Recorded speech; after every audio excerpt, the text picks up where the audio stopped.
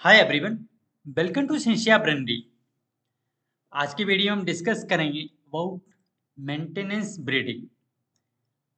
हम मेंटेन कैसे कर सकते हैं न्यूक्लियस सीड को और ब्रीडर सीड को in case of self fertilised crops. तो ये जो है पार्ट वन है। पार्ट वन में हम डिस्कस करेंगे about maintenance of nucleus seed and breeder seed of self fertilised crops. तो वीडियो जो है डेफिनेटली बहुत ही इंपॉर्टेंट है आपके upcoming ICR JRF SRF NET exams के लिए 2024 में। आपके जो भी एडीओ एचडीओ एडीएच के एग्जाम्स होते हैं डिफरेंट स्टेट्स में, उन सभी के लिए इक्वली इंपॉर्टेंट है। For all the competitive exams related to agriculture, horticulture, UG PG PhD exam, NEET exam, सबके लिए इक्वली इंपॉर्टेंट है। तो डिस्कशन हम स्टार्ट करते हैं। तो जब हम न्यूक्लियस और ब्रीडर सीड प्रोडक्शन की बात करते हैं, वी नो दैट कि हम एक generation system of seed production follow करते हैं ताकि हम सीड की क्वालिटी को मेंटेन कर सकें। जैसे कि न्यूक्लियस सीड है, न्यूक्लियस से ब्रीडर सीड बनता है, ब्रीडर से आपका हम फाउंडेशन देन सर्टिफाइड सीड पे जाते हैं। तो सबसे पहले अगर हम बात करें न्यूक्लियस सीड की, तो न्यूक्लियस सीड क्या होता है? This is the initial handful of seeds, right.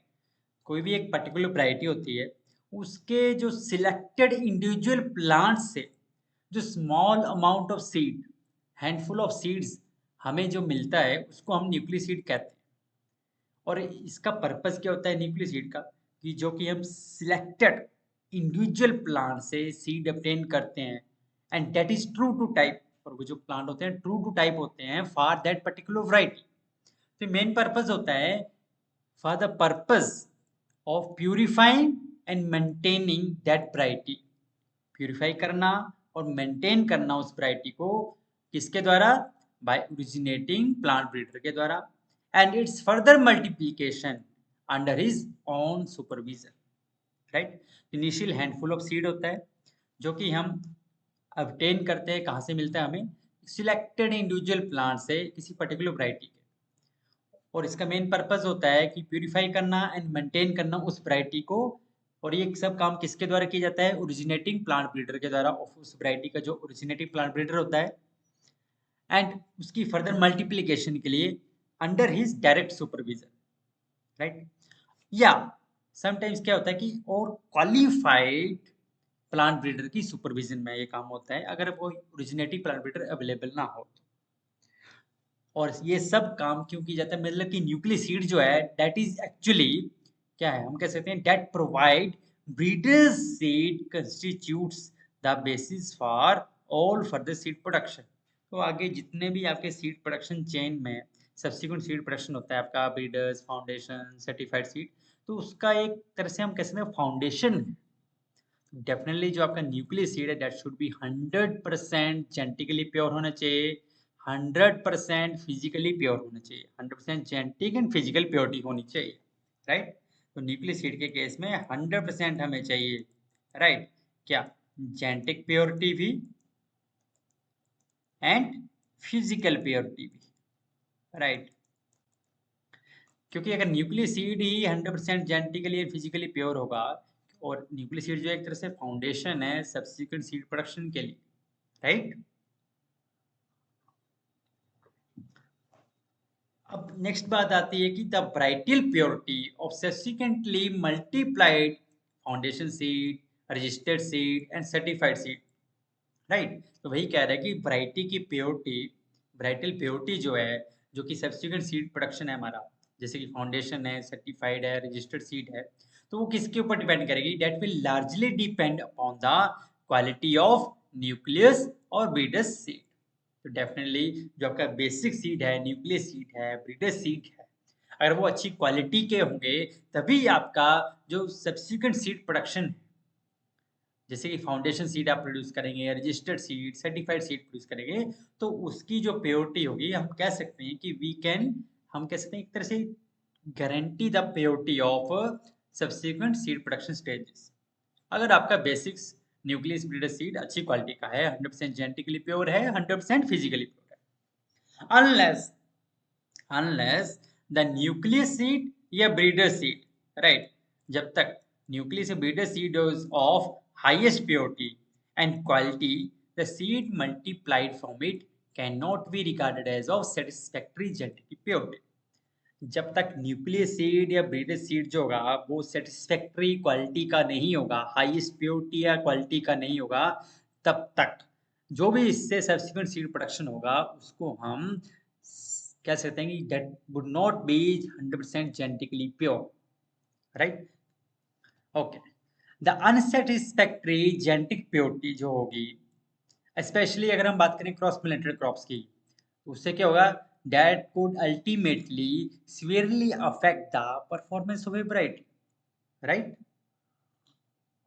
तो अगर जेनेटिक प्योरिटी नहीं होगी, अनसेटिस्फैक्टरी जेनेटिक प्योरिटी होगी, तो डेफिनेटली जो आपकी वैराइटल परफॉर्मेंस है उसको अफेक्ट करेगा, और पर्टिकुलरली क्रॉस पोलिनेटेड क्रॉप्स में तो ये बहुत ज़्यादा अफेक्ट करता है, राइट। इसलिए दिस इज वेरी इंपॉर्टेंट कि जो न्यूक्लियस या ब्रीडर सीड है that is produced in such a manner, उसको हम इस तरह से प्रोड्यूस करें कि सेटिस्फैक्टरी जेनेटिक प्योरिटी हो, फिजिकल प्योरिटी हो, उसकी आइडेंटिटी हो, and the other good qualities of seeds are maintained, right. तो उसकी जेनेटिक प्योरिटी भी मेंटेन हो, फिजिकल प्योरिटी भी मेंटेन हो, उसकी आइडेंटिटी भी मेंटेन हो, एंड जो भी दूसरी क्वालिटीज होती हैं सीड की वो भी सभी मेंटेन हो। इस तरह से हमें न्यूक्लियस या ब्रीडर सीड प्रोड्यूस करना चाहिए। नेचुरली हमें अटमोस्ट केयर देने की जरूरत होती है वाइल प्रोड्यूसिंग न्यूक्लियस और ब्रीडर सीड। अब हम बात करते हैं what are the different methods, right, of maintenance of nucleus seed and breeder seed in self fertilised crops, right. आज की वीडियो में बात करेंगे सेल्फ फर्टिलाइज्ड क्रॉप्स में हम कैसे मेंटेन करेंगे न्यूक्लियस सीड को और ब्रीडर सीड को। तो डिफरेंट मेथड्स की अगर हम बात करें तो दो ग्रुप में हम डिवाइड कर सकते हैं। एक तो आ जाएगा कि maintenance of newly released varieties in self fertilised crops के केस में, and maintenance of already established varieties in self fertilised crops के केस में, राइट। तो न्यूली रिलीज्ड वैरायटीज के केस में भी हमें न्यूक्लियस सीड मेंटेन करना होगा, साथ में ब्रीडर सीड मेंटेन करना होगा। एस्टेब्लिश्ड वैरायटी के केस में भी हमें ब्रीडर सीड मेंटेन करना होगा, राइट। तो पहले हम डिस्कस करते हैं the maintenance of nucleus seed को कैसे मेंटेन करेंगे ऑफ प्री रिलीज्ड और न्यूली रिलीज्ड वैरायटीज। तो जो प्री रिलीज्ड या न्यूली रिलीज्ड वैरायटीज हैं सेल्फ फर्टिलाइज्ड क्रॉप्स में, उसका अगर हमें न्यूक्लियस सीड मेंटेन करना है तो हम कैसे कर सकते हैं। तो इस पर्पज के लिए प्रोसीजर जो है that was described by Harrington ने 1952 में प्रोसीजर दिया टू मेंटेन करने के लिए न्यूक्लियस सीड को मेंटेन करने के लिए न्यूली रिलीज्ड वैरायटीज के। फर्स्ट स्टेप है कि sampling of the variety to obtain nucleus seed. तो हम क्या करते हैं कि जो भी न्यूली रिलीज्ड वैरायटीज है उसके न्यू नंबर्स, लाइंस या सिलेक्शन है, जो भी सिलेक्शन से बनी है, लाइंस हैं डिफरेंट जो भी है, which are highly promising, right? Actually उसको तभी हम रिलीज करते हैं क्योंकि हाईली प्रॉमिसिंग है। So on the basis of performance in breeding nurseries and yield trials, highly promising किस बेस पे है कि उसका परफॉर्मेंस अच्छा रहा होगा इन ब्रीडिंग नर्सरीज में और यील्ड बेसिस पे, राइट। तो they should be sampled for seed purification. तो उसके हम सैंपलिंग करते हैं सीड प्योरिफिकेशन के लिए, और ये जो सैंपल होते हैं हम कह सकते हैं they provide beginning for the purifying new varieties. तो जो न्यू वैरायटीज होती हैं उनकी प्यूरिफिकेशन के लिए जो सैंपलिंग जो है दैट इज हम कह सकते हैं that is a basic step है, and for possible increase and distribution to the farmers. Naturally only तभी हम जो क्वालिटी प्यूरिफाइड सीड जो होगा वो हम डिस्ट्रीब्यूट कर पाएंगे फार्मर्स को भी। और एक चीज ध्यान रखी जाती है इसमें, not more than 15 new varieties in any crop at a station should be sampled in 1 year. एक साल में एक स्टेशन पे, एक एक्सपेरिमेंट स्टेशन पे एक साल में 15 से ज़्यादा वैरायटीज को सैंपलिंग नहीं किया जाता है, राइट। मीन्स कि अप टू हम 15 वैरायटीज का ही न्यूक्लियस सीड मेंटेन करेंगे एक स्टेशन पे एक साल में। नेक्स्ट स्टेप है कि टेबल एग्जामिनेशन ऑफ सैंपल्स। अब जो हमने सैंपल्स लिए फर्स्ट स्टेप में उसका हम एग्जामिनेशन करेंगे। तो जो भी सीड्स लिया होगा काइंड ऑफ उसको हम टेबल के ऊपर रखेंगे और उसको सीड सैंपल्स को हम एग्जामिन करेंगे। सिंपल टर्म्स से अगर हम बात करें तो, राइट। तो हम कह सकते हैं 200 प्लांट्स ऑफ ईच सैंपल, जो भी हमने डिफरेंट सैंपल लिए, राइट। तो हर सैंपल के लगभग 200 प्लांट्स लेंगे, उनको हम थ्रेशिंग करेंगे सेपरेटली, और सीड जो होगा उसको हम एग्जामिन करेंगे इन पाइल्स ऑन द टेबल, और उस कोई भी पाइल, एनी पाइल, उसको हम डिस्कार्ड कर देंगे अगर वो ऑफ टाइप है तो, या डिजीज्ड है और अदरवाइज अनएक्सेप्टेबल है तो उसको हम इमीडिएटली डिस्कार्ड कर देंगे। And the seeds of each 200 plant samples, जो हमने 200 प्लांट सैंपल्स लिए तो उसका जो सीड्स होगा और लेस, मान लो कुछ अगर आपने डिस्कार्ड भी कर दिए ऑफ टाइप निकले हैं तो 200 प्लांट सैंपल है उससे कम रह जाते हैं, उसके सीड को that is now ready to be sown in a variety purification nursery called as nucleus. Right, sampling किया, सैंपलिंग के बाद क्या किया हमने, जो 200 प्लांट्स लिए हर सैंपल के, उनको सेपरेटली थ्रेशिंग किया और सीड जो है उनको एग्जामिन किया इन पाइल्स में, और जो भी पाइल्स जो हैं वो ऑफ टाइप के होंगे, डिजीज्ड होंगे, अनएक्सेप्टेबल होंगे, उनको हम डिस्कार्ड कर देंगे। तो नेचुरली बात है कि अगर आपके सभी के सभी सही रहते हैं तो 200 प्लांट्स होंगे, और सभी सही नहीं रहते तो उससे कम हो जाएंगे। तो उसके सीड को फिर हम क्या करेंगे, जो ब्राइटल प्यूरिफिकेशन नर्सरी होगी यानी कि न्यूक्लियस, उसमें हम सोइंग करेंगे। And after that, locating and seedling of nucleus, locating and seeding of nucleus, तो हर एक न्यूक्लियस सीड जो होगा that should be grown on, naturally बात है क्लीन फर्टाइल लैंड होनी चाहिए, at an experiment station in the region or in area in which this new variety could be grown, right? तो हर एक न्यूक्लियस सीड जो होगा उसको हम ग्रो करेंगे एक क्लीन फर्टाइल लैंड पे, एक्सपेरिमेंट स्टेशन पे। और वो जो एक्सपेरिमेंट स्टेशन कौन से रीजन में होगा, जिस रीजन के लिए वो वैरायटी डेवलप की गई है, मीन्स की जिस रीजन में वो वैरायटी ग्रो की जाएगी इन द, अगर वो रिलीज होती है तो in the event of its release. और जो लैंड है that must have had a crop of the same kind in the previous year, तो उस लैंड पे सेम काइंड की क्रॉप ग्रो नहीं की हुई होनी चाहिए प्रीवियस ईयर में, मीन्स की प्रीवियस ईयर में सेम क्रॉप या सेम काइंड की क्रॉप नहीं होनी चाहिए। राइट, नेक्स्ट स्टेप आता है inspection of the nucleus to row plots and removal of off type plants. Actually बताए उसके बाद हम इंस्पेक्शन करेंगे और जो भी ऑफ टाइप प्लांट्स होंगे उनको हम रिमूव करेंगे। Through the season of the growth, naturally बात है कि पूरा ग्रोइंग सीजन में, जैसे right from seed sowing seeding stage से लेके अंटिल मैच्योरिटी तक जो न्यूक्लियस प्लॉट होगा उसको हम एग्जामिन करेंगे, क्रिटिकली इंस्पेक्शन करेंगे डिफरेंट ग्रोथ स्टेजेस पे। और अगर किसी भी स्टेज में अगर हमें डिफरेंसेस मिलते हैं, जैसे कि प्लांट हैबिट में, हैबिट ऑफ अर्ली प्लांट में, राइट, लीफ कलर में, रेट ऑफ ग्रोथ में, टाइम ऑफ हेडिंग में, अगर इसमें हेड आते हैं, हाइट में, राइट, हेड करेक्टरिस्टिक्स में, या डिजीज रिएक्शंस में, किसी भी स्टेज पे किसी भी टाइप की ऑफ टाइप दिखते हैं, आपको डेविएशन मिलता है तो that should B critically look for, उसको क्रिटिकली हमें एग्जामिन करना है। और अगर हमें ऐसा मिलता है, बल्कि if A plot differs distinctly from the average in the pre heading stages of the growth, it should be removed before heading. तो जैसे कि मान लो हेडिंग से पहले अगर कोई प्लॉट ऐसा है कि जो कि डिस्टिंक्ट दिख रहा है बाकी प्लॉट से ऑन एवरेज, तो उसको इमीडिएटली हमें क्या करना है, उसको डिस्कार्ड कर देना है फ्लावरिंग से पहले, ताकि वो कंटेमिनेट ना करे। राइट, ओके, नेक्स्ट है आता है आपका harvesting and threshing of nucleus seed. अब क्या करेंगे, हम हार्वेस्टिंग करेंगे the each remaining plot. Naturally बात है कि जैसे कि हमने पिछले प्लॉट में क्या किया, इंस्पेक्शन किया, अगर कोई प्लॉट सिक दिखता है, मतलब डेविएट करता है, तो उसको हम डिस्कार्ड करेंगे। तो बाकी जितने भी प्लॉट रहते हैं, the each remaining plot of which there should be at least 180 out of the original 200। Originally हम 200 प्लांट्स लिए थे, मान लो उसमें से लगभग 180 रह जाते हैं, मिनिमम एटलीस्ट वहां पे 180 तो होनी ही चाहिए। ठीक है, तो each remaining plot of which there should be at least 180 out of the original 200, they should be harvested individually. मान लो अगर 180 रह गए तो इंडिविजुअली उसको हम हार्वेस्ट करेंगे, कैसे, विद ए सिकल, एंड उसको बंडल बना के रख देंगे।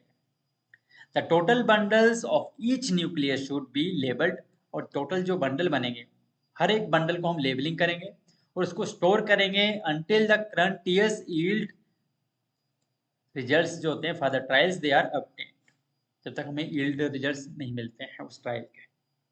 एंड उसके बाद जो न्यूक्लियस बंडल्स होंगे of any new variety they should B discard if it is found unworthy of being continue. अगर ऐसा लगता है कि ये कोई बंडल ऐसा है कि जो लगता है कि that is not prototype, unworthy है, उसको हम कंटिन्यू नहीं कर सकते हैं, तो उस बंडल को हमें डिस्कार्ड कर देना है, राइट। उसके बाद क्या करेंगे, उसके बाद हम क्या करेंगे, जो सीड को जो होगा उसको हम क्लीन करेंगे इन ए फैनिंग मिल में या फिर हैंड मेथड से, and the grain from the each nucleus plot being placed in A pile on the seed table. जब सीड टेबल के ऊपर रखेंगे तो नेचुरली बात है उसको हम एग्जामिन करेंगे।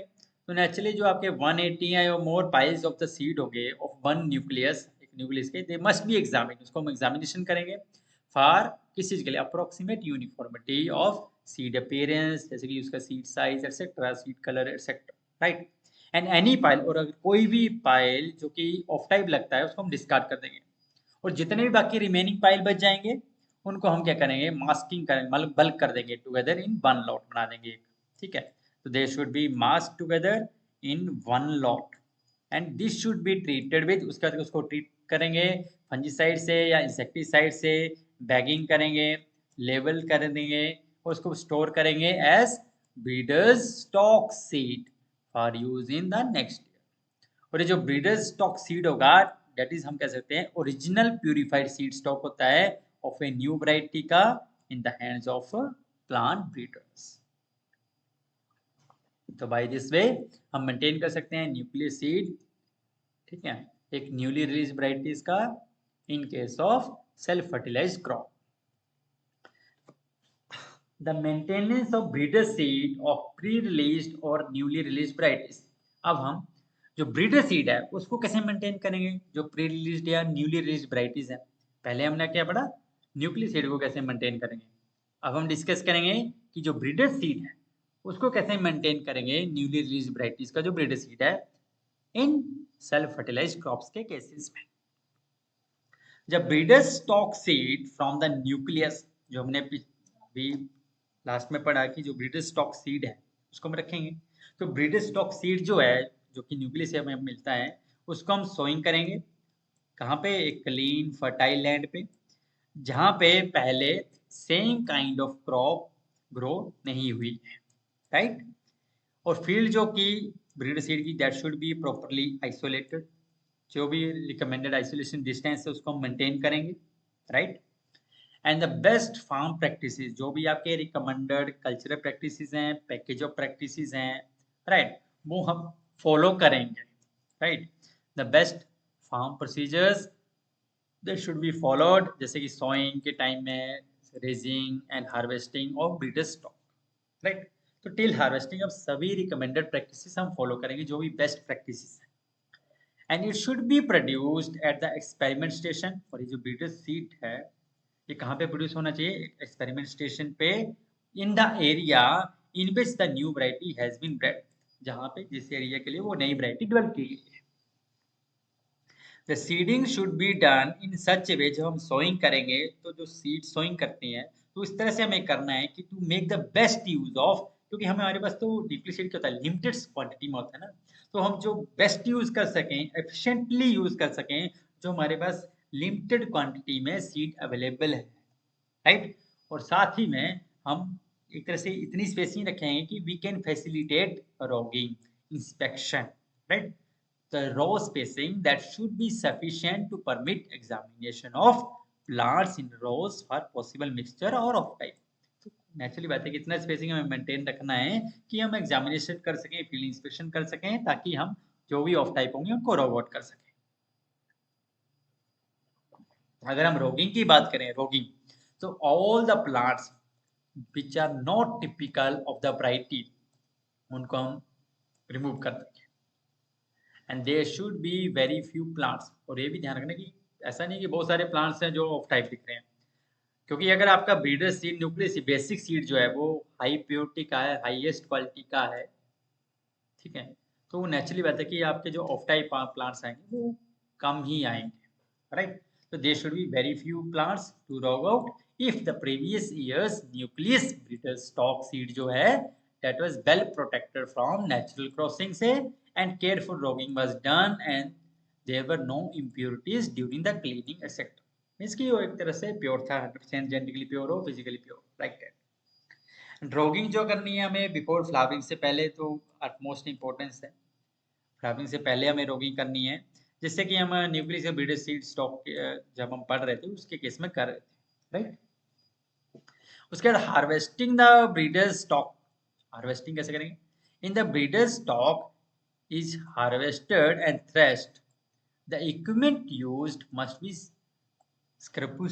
स्क्रपुलसली क्लीन होना चाहिए and free from seeds of any other varieties.